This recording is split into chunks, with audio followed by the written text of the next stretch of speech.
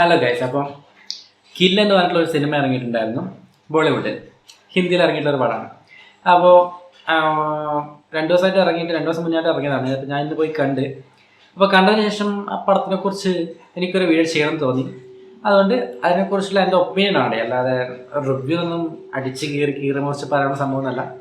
എനിക്ക് തോന്നിയിട്ടുള്ള കാര്യങ്ങൾ ഞാൻ പറയുന്നുള്ളത് മാത്രമേ ഉള്ളൂ. ഓക്കെ. ഇജാതി പടം എന്ന് വെച്ച് കഴിഞ്ഞാൽ 1 മണിക്കൂറും 45 മിനിറ്റേ ഉള്ളൂ പടം. അതായത് നമ്മളൊരു പക്കൊരു ഹോളിവുഡ് പടം പോലെ, അതിനപ്പുറം ഡ്യൂറേഷനൊന്നുമില്ല. അത്രയും സമയം നമ്മളിങ്ങനെ എന്താ പറയുക, ഒരു എഡ്ജിൽ, ഒരു സീറ്റ് എഡ്ജിൽ ഇരുന്നിട്ട് കാണുന്ന പറയുന്നില്ലേ, ആ ലെവലിലൊരു പടം. വയലൻസ് ആണ് പടം. വയലൻസ് എന്നൊക്കെ പറഞ്ഞു കഴിഞ്ഞാൽ പക്ക വയലൻസ്, വേറെ ഒന്നുമില്ല. നെടുന്നില്ല ഡയലോഗോ അല്ലെങ്കിൽ മാസ് ആക്ഷൻ കൊമേഴ്ഷ്യൽ എലമെന്റിൽ വരുന്ന സ്ലോ മോഷൻ കാര്യങ്ങളൊന്നുമില്ല. ഇത് മറ്റേ സിനിമയിൽ സുരാജ് പറഞ്ഞിട്ടേ, നമ്മളിപ്പോൾ വിചാരിക്കും അവിടെ നെടുനീളം ഡയലോഗ് വരും, സ്ലോ മോഷൻ വരും. ഇതൊന്നുമില്ല. കത്തി എടുക്കണു, കുത്തുന്നു, മറിക്കുന്നു, ചാടുന്നു, തുള്ളുന്നു, ചോര തെറിക്കണം. ഇജാതി ഐറ്റഡ്. ഈ തിയേറ്ററിൽ മിസ്സാക്കേണ്ടതെന്ന് ഞാൻ പറയും. എന്നുവെച്ചാൽ ഒന്നുമില്ല, വേറെ ഒന്നുമില്ല. നിങ്ങൾ വേറെ ഒരു ഇമോഷണൽ ഡ്രാമയോ അല്ലെങ്കിൽ വലിയൊരു കൊമേഴ്ഷ്യൽ എൻ്റർടൈൻമെൻറ്റ് സാധനം അങ്ങനെ ഒന്നും അല്ലടേ.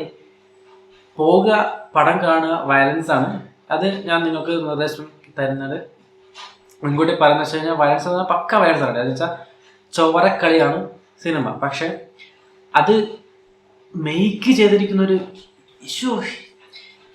ഇതിൻ്റെ അഭിനയിച്ചിട്ടുള്ള ചെങ്ങയുടെ പേരെന്താ, പുള്ളിയുടെ പേര്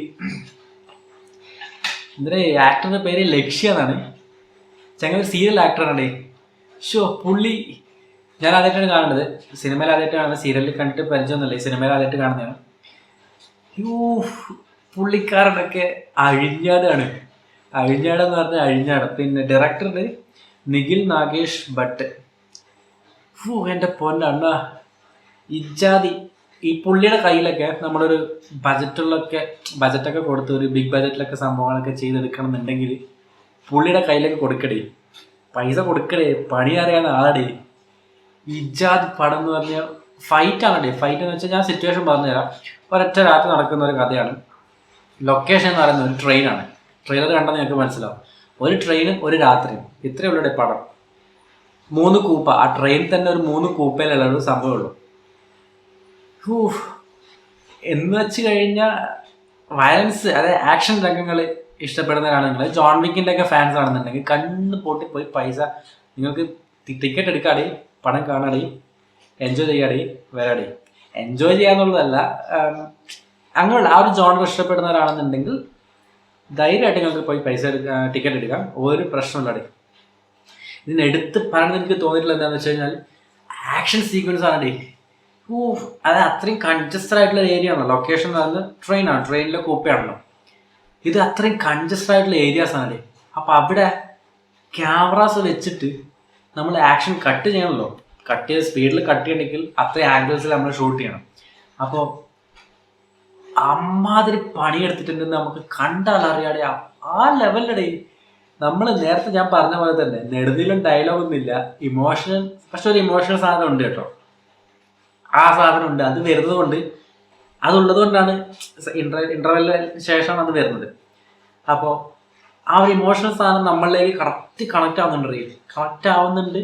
അതുകൊണ്ട് നമുക്ക് തന്നെ തോന്നും, കാണുമ്പോൾ നമുക്ക് തന്നെ തോന്നും ആ വില്ലനെന്ന് കൈ കിട്ടുക, അടിക്കട നമ്മൾ തന്നെ പറയാം. ഇജാതി കമന്റ് ചെയ്യുന്ന തിയേറ്ററിൽ നിന്ന് ഇജാതി കമന്റ് ചെയ്യുന്നത്, അവൻ്റെ അടിച്ച് പൊട്ടിക്കട, കരണത്തടിക്കട, കൊല്ലടാന്ന് പറഞ്ഞിട്ട് ഇജാതി കമന്റ് തിയേറ്ററിൽ നിന്ന് ആൾക്കാർ പറയുന്നത്. നമുക്ക് തോന്നും, നമ്മളെ കൊണ്ട് തോന്നിപ്പിക്കുന്നത്. ആ ലെവലിൽ ആക്ഷൻ സീക്വൻസിൽ ആക്ഷൻ കൊറിയോഗ്രാഫി ചെയ്തിരിക്കുന്നത് 2 ആൾക്കാരാണ്. സി യോങ് ഹോ, പുള്ളി കൊറിയക്കാരനാണെന്ന് പറയും. പിന്നെ ഒരു പാർവേസ് ഷെയ്ഖോ പുള്ളിയുടെ പേര്. ഒരു രക്ഷയില്ല എൻ്റെ അണ്ണ, ഒരു രക്ഷയില്ല. പിന്നെ മറ്റേ ക്യാമറ ചെയ്തിരിക്കുന്നത് റാഫെ മെഹ്മൂദ്. ഒന്നും പറയാനില്ല. VFX ആ ലെവലിൽ VFX. ആ പടത്തിന് അവർക്ക് കിട്ടിയിട്ടുള്ള ബജറ്റ് എത്രയാണോ അതിൽ 110% ഷുവർ ഷോട്ട് VFX അടേ. നമ്മൾ കണ്ടില്ല, ആക്ഷൻ കണ്ടിട്ട് നമ്മൾ കൈയടിക്കുന്ന പറയുന്നത് ഇജാതി ആക്ഷനാണ്. അതായത് നമ്മൾക്ക് അതല്ല, അതിനുള്ള റീസൺ ഉണ്ട്. ആ ഫൈറ്റ് അവർ അത്രയും വയലൻസ് കാണിക്കണമെന്നുണ്ടെങ്കിൽ അതിനൊരു റീസൺ ഉണ്ട്. അല്ലാണ്ട് ചുമ്മാ പിന്നെ ഒരു സിറ്റുവേഷൻ കൊടുത്തിട്ട് അടിച്ചോന്നും പറഞ്ഞ് അടിക്കണമല്ല. അതിനൊരു റീസൺ ഉണ്ടായി. ഹീറോക്ക് ആ ഒരു പഞ്ച് കൊടുക്കാൻ, അല്ലെങ്കിൽ നമുക്ക് തോന്നും ഹീറോ പോയി കൊല്ലടാ. പിന്നെ ടിപ്പിക്കൽ ഇന്ത്യൻ സിനിമകളുടെ ഒരു പാറ്റേണിന്റെ സംഭവം ഉണ്ടല്ലോ, അതായത് നമ്മൾ ഇപ്പം കംപ്ലീറ്റ്ലി അത് നമ്മൾ വിട്ടുകളില്ല എന്ന് പറയുന്ന പോലുള്ള ചെറിയ സംഭവങ്ങൾ, അതായത് അത് നമുക്ക് ഒരിക്കലും ഒരു മുഴച്ചു നിൽക്കുന്നതോ, അല്ലെങ്കിൽ എനിക്ക് തോന്നിയിട്ടില്ല അങ്ങനെ ഒരു മുഴച്ചു നിൽക്കുന്നതായിട്ടോ, അല്ലെങ്കിൽ അത്തരത്തിലുള്ളൊരു വേണ്ടായിരുന്നു എന്ന് തോന്നുന്ന സംഭവങ്ങളൊന്നും ഉണ്ടായിട്ടില്ല. അതുപോലെ തന്നെ ഹീറോക്ക് ഡയലോഗ് എന്ന് പറയുന്നത് ശരിക്കും പറഞ്ഞാൽ ഒരു 5-6 ഡയലോഗായിട്ട് ഉണ്ടായിട്ടുണ്ട്.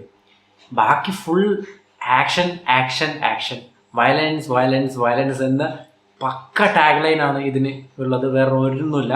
ആ ടാഗ് ലൈന് പെർഫെക്റ്റ് മാച്ചാണ് ഈ പടത്തിന്. അവരുടെ മേക്കിങ്ങിനിടെ ഒരു രക്ഷയില്ല. ഞാൻ ഹാറ്റ്സ് ഓഫ് എന്ന് പറഞ്ഞാൽ നമ്മൾ പറഞ്ഞു പോകും. ആ രീതിയിൽ ഞാൻ പറഞ്ഞില്ല, ആ ഒരു അത്രയും കൺജസ്റ്റഡ് ആയിട്ടുള്ള ട്രെയിൻ എന്നൊരു ലൊക്കേഷൻ, അതിൻ്റെ ഒരു ബോഗിയിൽ നിന്ന് നമ്മൾ ക്യാമറ ആംഗിൾ വെക്കുമ്പോൾ നമുക്ക് ലിമിറ്റേഷൻ ഉണ്ട്. നമുക്ക് തോന്നുന്ന രീതിയിൽ വെക്കാൻ പറ്റില്ല. ഒരാംഗിൾ വെച്ച് കഴിഞ്ഞാൽ ആക്ഷൻ ചെയ്യുന്ന സമയത്ത് അത്രയും പെർഫെക്റ്റ്ലി കൊറിയോഗ്രാഫ്ഡ് ആയിരിക്കണം, എങ്കിലും മാത്രമേ അത്രത്തൊരു സിറ്റുവേഷൻ പറ്റൂ. അപ്പോൾ അത് ഒരു സീനല്ലേ, ഒരു സിനിമ മുഴുവൻ അങ്ങനെയുള്ള ഒരൊറ്റ ലൊക്കേഷൻ, അത് നമ്മളെ എൻഗേജ് ചെയ്യിപ്പിച്ചുകൊണ്ട് ഒരു 2 മണിക്കൂർ അടുപ്പിച്ച് ഒരു ഇതും ഇല്ലാതെ നമ്മളെ പിടിച്ചിരുത്തുന്നുണ്ടല്ലോ. അതിനാണ് കഴിവ്, അതാണ് കഴിവ്, ഇതാണ് ഫിലിം മേക്കിംഗ്. എനിക്കിഷ്ടമായി പടം. പിന്നെ ചിലപ്പം മറ്റുള്ളവർക്ക്, ഞാൻ പറഞ്ഞില്ല, ഇതൊരു സ്പെഷ്യൽ ജോണറിലുള്ളതാണ്. എല്ലാവർക്കും ഇഷ്ടപ്പെടുന്ന ഫാമിലിയൊക്കെ ആയിട്ട് പോയിട്ട് കാണാൻ പറ്റുന്നതല്ല. കാരണം വയലൻസ് എന്ന് പറഞ്ഞാൽ അത്രയും ചോരക്കളി കാണിക്കുന്നുണ്ട്, പച്ചക്ക് കാണിക്കുന്നുണ്ട്. അതുകൊണ്ടാണ് എ പടം കിട്ടിയിട്ടുള്ളത്, എ സർട്ടിഫിക്കറ്റ് കിട്ടിയിട്ടുള്ളത്. പക്ഷെ അത് ആകെ ഡിമാൻഡ് ചെയ്യുന്നത് അങ്ങനെയാണല്ലേ, അതല്ലാതെ വേറെ ഒന്നും കാണിക്കാനില്ല. അത്തരത്തിലുള്ളൊരു സിനിമയാണ്. അപ്പോൾ പോയി കണ്ടു നോക്കടേ.